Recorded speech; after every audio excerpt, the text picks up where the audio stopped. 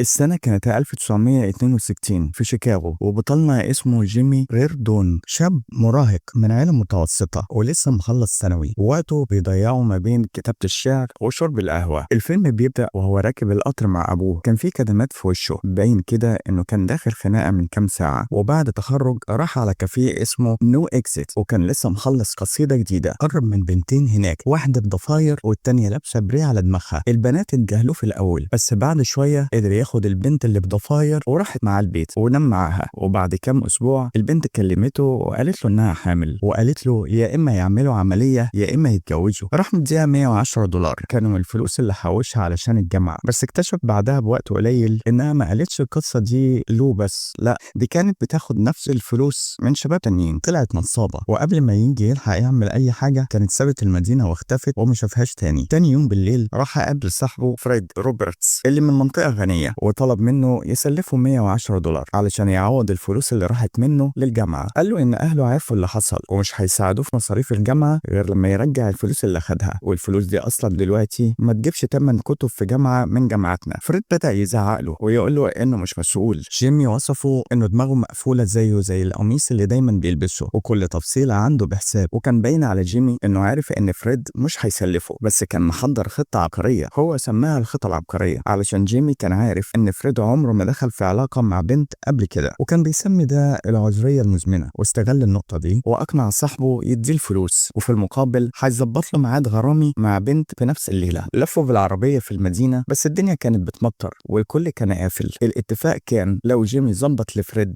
واحدة قبل الساعة 2 ياخد $110. عدت الساعة 2 ولسه بيلفوا في الشوارع، وفريد اتنرفز وقال له يلا نرجع، بس جيمي قدر يقنعه يستنى شوية كمان. وقفوا عند مطعم صغير فاكرين ان هيبقى مليان ببنات الجامعة، لكن ما كانش فيه غير بنت واحدة قاعدة بتقرا كتاب. راحوا قدامها وعرفوا بنفسهم ومثلوا انهم طلاب جامعة، وعزموها على بار نو اكزيت وقالوا لها في شعر ومزيكا. وافقت، وجيمي طلب من فريد يحاسب، وهو خد البنت على العربية. وفي العربية البنت طلبت منه يساعدها في توكة شعرها، ولقوا نفسهم بيبصوا بعض. فريد شافهم واتجنن ومشي من غير كلام، وقال لجيمي انه صاحب خاين. جيمي جري وراه وحاول يصالحه، وفعلا فريد وافق يرجع للعربية، بس كان متضايق. ولما رجعوا لقوا البنت اختفت. جيمي قال له انها مشيت علشان هو زعلها وكان بيكذب عليه وبيقلب عليه طاولة. فريد اتنرفز اكتر وسابه وركب العربية ومشي. جيمي سكر وبدأ يحدف ازازة بيرة على قطر معدي. كان مخنوق ومقهور، حاسس انه هيفضل محبوس في الضواحي، وصحابه الاغنياء رايحين جامعات كبيرة في ايفي ليج. جيمي صحي تاني يوم الصبح على صوت خبط امه على باب الاوضة. قالت له صراحة كده سواء عجبك او لا هتدخل الجامعة غصب عنك. وابوه كمان مصمم يدخله نفس الجامعة اللي هو اتخرج منها زمان، بس جيمي رفض تماما وقال انه مش عايز يروح مدرسة داخلية كلها ولاد. امه قالت له ان في عيال كتير بيتمنوا نص الفرصة اللي جات له، لكن الكلام ده ما غيرش رأيه خالص. تاني يوم فريد عدى على جيمي بالعربية، وكانوا طالعين مع باقي الشلة، وكان فيهم كمان حبيبته دينيس هانتر. وصلوا عند بيت ليزا بنتراج، وهناك جيمي شافها بتلعب تنس في الجنينة. هو وليزا علاقتهم كانت معقدة كده ومليانة مشاكل، وده دايما بيكون سبب خناقتهم. جيمي كان حاسس ان ليزا محرجة من علاقتها بيه علشان هي من عيلة غنية وهو لا، لكن ليزا نفت ده تماما وقالت له انها مش محرجة منه ولا حاجة، وان امها هي اللي مش بتسمح لها تخرج لوحدها معاه. اتصالحوا، قال لها انه قرر خلاص يروح الجامعة اللي ابوه عايزها، بس ليزا قالت له فجأة انها رايحة هاواي. وساعتها جيمي قلب كل خططه وقرر يسافر معاها. ومن اللحظة دي جيمي ركز في حاجة واحدة بس، ازاي يجمع فلوس كفاية لتذكرة طيارة. كان ناقصه $88 بس فوق فلوس الجامعة. ولما رجع البيت قال لأبوه إنه عايز يروح هاواي، بس أبوه اتعصب عليه جدا. وبرغم كده جيمي ما وقفش وبدأ ياخد شغل زيادة كعامل نظافة علشان يلم فلوسه. وفي وقت تاني دينيس هانتر رجعت بيتها ولقت جيمي مستنيها جوه أوضتها. واتضح هنا إن جيمي ودينيس كانوا بيقضوا وقت مع بعض سر، مع إن كل واحد فيهم مرتبط بحد تاني. دينيس كانت مع فريد وجيمي مع ليزا، وبعد ما قضوا وقت سوا جيمي قال لدينيس إنه مسافر هاواي وطلب منها تسلفه $60، بس هي رفضت وقالت له إن فريد حذرها قبل كده وقال لها لو جيمي طلب فلوس ما تدهوش علشان مفيش ضمان إنه هيعرف يرجعهم أصلا. في اللحظة دي جيمي كان خلص على كل اللي يعرفهم اللي ممكن يستلف منهم، وساعتها افتكر مدام سبولدينج أم المدير بتاعه، ست كبيرة وغنية عايشة لوحدها مع الشغالة بتاعتها. فجيمي راح لها البيت بهدف واضح وصريح ياخد منها $60 بأي طريقة. الست كانت بتحضر لحفلة كبيرة وعايزة تعزم ناس كتير. جيمي قال لها إنه عارف ناس كتير ناويين يجوا الحفلة وهيديها الأسامي، بس لو دفعت له ما اتكسفتش، بالعكس طلبت منه يعرف لها أخبار ست تانية في المدينة. جيمي ألف أي حاجة بسرعة وهي صدقته. الشغالة كانت بتراقبها زي الصقر، لكن الست برضه قدرت تلم $60 من أماكن غريبة، ورا صورة، جوه جيبة عروسة، ورا جهاز تسجيل، حاجات ما تتخيلهاش. وفي الآخر ادت له الفلوس لجيمي، وكده يكون كمل المبلغ اللي محتاجه عشان يسافر هاواي. رجع البيت وبدأ يوضب هدومه وكتب جواب لأهله بيقول لهم فيه إنه قرر يسافر ومش راجع. صاحبة مامته اسمها جويس فيكيت جت تزورهم، ومامته طلبت منه يسلم عليها. وبعد شوية أبوه دخل البيت واتفاجئ جدا إنه شاف جويس. نده لمامته في المطبخ وبدأوا يتخانقوا بصوت عالي عشان وجود جويس في البيت. كان واضح إن أبو جيمي مش بيحب الست دي خالص. وجويس لما سمعت الخناقة قالت إنها لازم تمشي، وقالت إن عندها عزومة عشاء ومستنية ضيوف. مامته طلبت منه يوصلها بعربيته، لكنه اتضايق وقال إنه هيتأخر على ميعاده مع ليزا. ولما وصلوا بيتها جويس عرضت عليه يدخل يشرب حاجة، لكنه رفض. بس أول ما مشيت ناحية الباب جيمي غير رأيه وقال لها إنه عايز يدخل يشرب معاها. وبالفعل قعدوا سوا في الصالون، كل واحد فيهم معاه كوباية في إيده. جيمي سألها عن جوزها وقالت له إنهم متطلقين من زمان. جويس سألته عن صيفه عامل إزاي، فقال لها إنه مسافر هاواي. جيمي كان منجذب ليها وفضل يشرب أكتر ويقضي باقي اليوم معاها في الكلام والضحك. كمان قرا لها شوية شعر من اللي بيكتبه. وبعدها كلم ليزا اللي كانت مستنياه بقالها أكتر من ساعة، وقال لها إنه جاي حالا. وبعد المكالمة لقى جويس واقفة في المكتبة، بدأوا يرقصوا وبعدين جيمي بسها ودخلوا في علاقة كاملة مع بعض. جيمي مشي بسرعة لما جويس استقبلت مكالمة من أمه بتسأل عليه. جيمي جري بالعربية على بيت ليزا، بس كانت خلاص مشيت. أمها قالت له إنها خرجت مع حد تاني. وجيمي راح على مكان الحفلة عشان يدور عليها. دخل الصالة، واحد وقفه، فجيمي ادعى إنه وريث عيلة غنية وإنه منظم الحفلة علشان الراجل يسيبه يدخل. ليزا شافته وقالت له امشي من هنا. جيمي قال لها مش همشي غير لما اشرح لك، لكنها كانت زعلانة جدا وجريت بعيد عنه. وجيمي جري وراها ولحقها في الجنينة. ليزا رفضت تسمع له وضربته في رجله، وهو عمل نفسه اتصاب. قلقت عليه شوية، لكن لما فهمت انه بيتمرض اتعصبت عليه اكتر. جيمي وقعها على الارض وهي كانت بتحاول تقوم، وكذب عليها وقال لها ان عربيته خلصت بنزين وعشان كده تأخر، وقال لها انه اتجرح لما عرف انها راحت مع حد تاني غيره. لكن ليزا قالت له انها استنته ساعتين كاملين، كانت محضره لهم ليلة خاصة وكل حاجة باظت خلاص. ليزا سابته ومشيت وسابته في الجنينة، وساعتها جيله فردين امن وطردوه بالعافية من الحفلة. جيمي حاول يقاوم، لكن اول ما قربوا من الباب الرئيسي ظهرت صاحبته سوزي ميلدبريج، واحدة من البنات الأغنياء. كانت واقفة في البلكونة وبصت عليهم من فوق وقالت للحراس يسيبوه. نزلت بسرعة وقالت لهم جيمي ده خطيبي، فالحراس اعتذروا فورا. وبعد ما مشوا سوزي وجيمي خرجوا سوا من الحفلة يدوروا على عربيته، وراحوا سوا على مطعم شيك علشان يتعشوا. وبدأوا يتكلموا عن حبيب ليزا الجديد ماثيو هولاندر اللي هو كمان بيكتب شعر زي جيمي. الخبر ده خلى جيمي يغلي من جوه، غيران ومتضايق. داس بنزين بالعربية ورجع جري على الحفلة. ولما دخل لقى ماثيو واقف على المسرح بيلعب على الهارمونيكا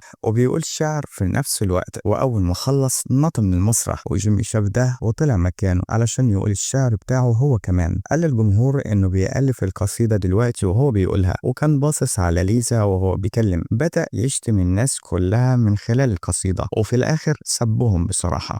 الناس اتصدمت وليزا مشيت وسحبت ماثيو معاها. ولما شاف ليزا ماشية نط من المسرح وجري وراها. وساعتها كانت سوزي الوحيدة اللي واقفة بتسقف وعجبها اللي بيحصل، كأنه عرض مسرحي مضحك. وأول ما جيمي خرج شاف ليزا وهي راكبة عربية ماثيو، ركب عربيته وبدأ يطاردها. بس بعد شوية ماثيو فجأة وقف. الاتنين نزلوا من عربياتهم وماثيو وقع جيمي على الأرض وما ادالوش فرصة يضرب حتى ولو ضربة واحدة. ليزا كانت بتعيط ونادت على جيمي بس ما ساعدتوش ولا حتى قربت. ماثيو وليزا ركبوا العربية وسابوا جيمي واقع في نص طريق غرقان في دم ومهزوم. جيمي جري نفسه وركب عربيته، لكن وهو سايق خبط في عمود نور ولقى كابين التليفون قريبة واتصل بجويس. جويس كانت نايمة وردت على التليفون وهي مفكرة ان اللي بيكلمها هو ابوه. في الاول جيمي استغرب ليه بتنادي ابوه باسمه الاول، لحد ما استوعب ان في علاقة بينهم، واتصدم واتخنق وقفل السكة في وشها واتصل بابوه. ابوه رد عليه وهو بيزعق، بس اول ما جيمي قال اسم جويس فكت صوته هدي وسأله انت فين؟ انا جاي لك. واثناء ما هو مستني ابوه جيمي بدأ يراجع نفسه ويفكر في كل اللي حصل. بدأ يفكر في تصرفاته وازاي هو بيكرر نفس غلط ابوه، واكتشف انهم شبه بعض اكتر من ما كان متخيل. ماكنيلي. وهم مستنيين القطر قال لابوه انه قرر ما يسافرش هاواي، ولاول مره حس انه فاهم ابوه وبيقدره بجد، وقال له انه قرر يدخل جامعه ماكنيلي، نفس الجامعه اللي بتخرج منها. وبص من شباك القطر وابوه ابتسم في هدوء.